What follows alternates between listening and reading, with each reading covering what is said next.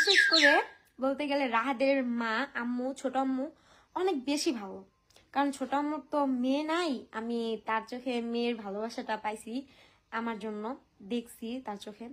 আর রাহাতের আব্বু অনেক ভালো, আমারে অলওয়েজ যখন আমি কথা বলতাম আমার মা বইলা ডাকতো, মানে এই জিনিসগুলো অনেক বেশি ভালো লাগতো।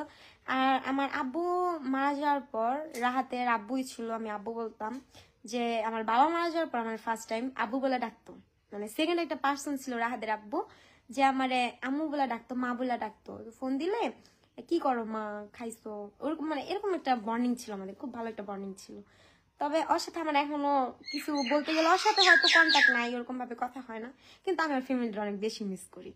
আম্মুর হাতের খিচুড়ি, আর আম্মু তো সবসময় কি করতো, রাহাতদের বাসায় যতবারই গেছি আমি একটা খাবার খাওয়ার জন্য, যেটা আমার ভালো লাগতো, পছন্দ হইতো, আম্মু আবার কি করতো, বাটিতে করে দিয়া দিত, যে বাসায় যায় আবার খাইও। অনেক আদর করতো ছোট আম্মু আমারে। ওরকম ভাবে বলতে গেলে ফ্যামিলি থেকে অনেক বেশি ভালোবাসা পাইছি আমি। তো ওই ক্ষেত্রে রাহাতের জন্য আমার এখনো ভালোবাসা কাজ করে, যেটা হয়তো আজীবনই করব। কারণ আমার কাছে আমার ভাইরা সবাই সমান, ভাই মানেই হচ্ছে ভালোবাসার একটা জায়গা।